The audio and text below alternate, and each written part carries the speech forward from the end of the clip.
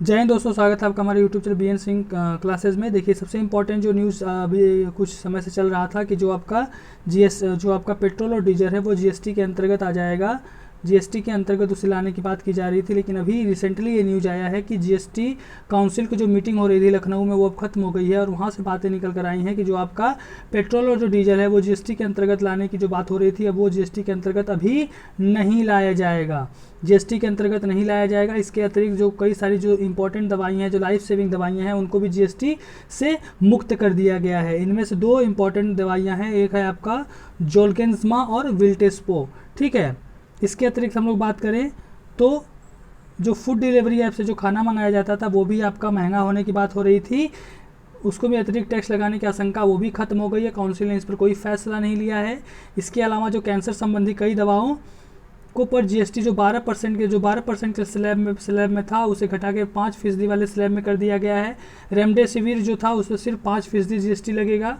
और कोरोना के लिए जो भी इंपॉर्टेंट दवाइयां हैं जिन पर अभी भी टैक्स नहीं लगता है, वो 31 दिसंबर 2021 तक इस पर कोई जीएसटी नहीं लगाई जाएगी। ठीक है।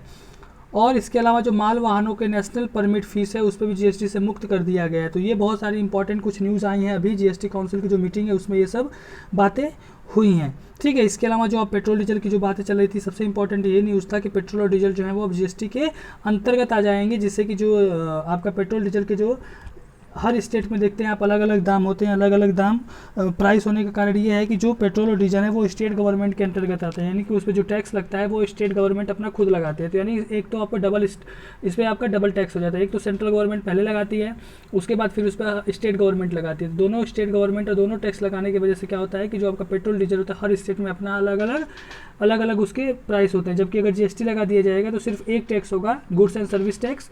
तो इससे बहुत कह सकते हैं कि थोड़ा दाम इधर उधर होने की बात आशंका थी, लेकिन अभी जो बात निकल कर सामने आई है वो कि जीएसटी पर कोई भी टैक्स, यानी कि जो जीएसटी के अंतर्गत पेट्रोल डीजल को नहीं लाया जाएगा। देखिए, हुआ क्या था कि जो केरल हाईकोर्ट है आपका, केरल हाईकोर्ट ने आदेश दिया था कि जो पेट्रोल और डीजल को जो है उसको जीएसटी के अंतर्गत शामिल किया जाए।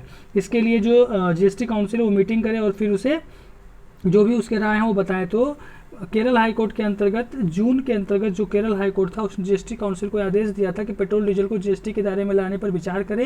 काउंसिल को इसके लिए 6 माह का समय दिया गया था, लेकिन अभी रिसेंटली ये हुआ है कि पेट्रोल डीजल को नहीं लाया जा रहा है। पेट्रोल डीजल को जीएसटी के अंतर्गत नहीं लाया जा रहा है।